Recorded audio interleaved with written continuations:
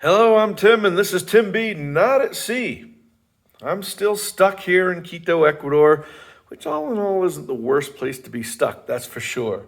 For those that don't know, I had come here a couple weeks ago to my cousin's wedding, and before you can return to the US, you have to take a COVID test. And fortunately for the beautiful Cristalita, who's working in the kitchen right now, she she continues. She'd had COVID before. Both of us are vaccinated, but she tested negative, and oddly enough, I felt fine. But I turns out I picked up COVID along the way, so they wouldn't let me return to the U.S. So we have to had to continue to quarantine for 10 days, and we've taken some tests since then, and the problem is that apparently COVID. I guess after 10 days, the hope is that I am not contagious anymore, even though I'm relatively symptom free. I feel wonderful for last 3 or 4 days. I've had no symptoms at all, but the apparently the way they've explained it to me is that the pieces of the RNA that the test looked for are still going to be in my system for a long time, for possibly months. Who knows how long it takes to flush out of your system? Even though the virus itself might not be there all intact, the part that the test looked for is. So if I only say that I can't get back to the US until I have a negative test, that could be way too long. It's already way too long. So, anyway, the good news is that there is a workaround. Thanks to my buddy, my pilot friend, Captain Mark Foley. He and his friend had figured out that after 10 days, you can go and get a doctor to sign off on you, saying that you are safe to travel and that you're not you don't pose a risk for anyone anymore. And our 10 days actually comes up tomorrow. We've gone from we started out here in the most amazing Airbnb, and unfortunately, that timed out when we thought we were going to go home, but it turns out we couldn't go home. So we got another Airbnb that was it was only $31 a night, and everything is very affordable here in Ecuador. And we went to this other Airbnb, and it wasn't really bad.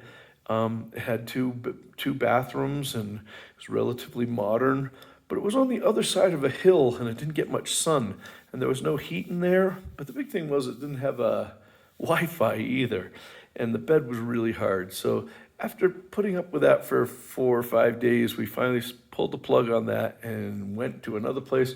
And let me just show you here. Look at this. This is all glass here. This is looking out. This is into the valley of Quito, and it's gorgeous over here. This is just on the other side of a very nice area where all the high rises are and that sort of stuff like that. But you can see it's a beautiful place here. So there's a kitchen, and Cristalita has been employing her Dominican witchcraft, making all kinds of soups and making, I don't know what she's making today. But surprise! She says she makes soups and these special teas that she's forcing me to drink, but apparently are making me better. But all I know is I feel great. But anyway, then we have a bathroom and all kinds of stuff over there. Didn't make the bed, but as you can see, a whole nother beautiful bedroom over here, and all of this is for, I think, $41 a night or something like that. It's incredible. It's really incredible. Anyway, so the plan is tomorrow we go and get our tests again, and the worst thing that could happen is that Cristalita might test positive. We don't think that's the case, because if that was going to happen, that would have happened already, and we think she has antibodies enough that she's going to pass. I don't expect to pass. I expect to come in positive again, but then we'll go to the doctor and get a safe to travel letter again. And then from there, see if we about getting airline tickets. And then that would put us Friday morning, flying back to the US, getting in Paquita. Paquita's supposed to splash later tomorrow.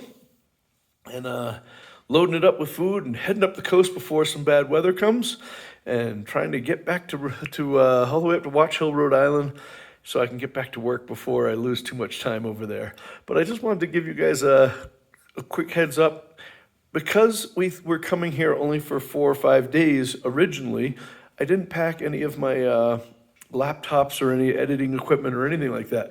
So the videos that you normally see, luckily I put enough up there that you'll still have content, but I wasn't able to do a lot of the stuff that I normally do because I don't have the laptops here, like changing the subtitles into different languages and putting, making a special thumbnail and all that sort of stuff. So you got to get what you get, so that's all there is.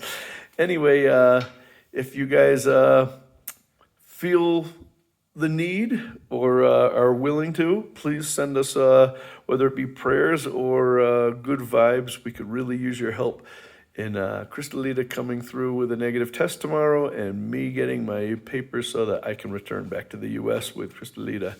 And after that, hopefully we'll make some new content for you.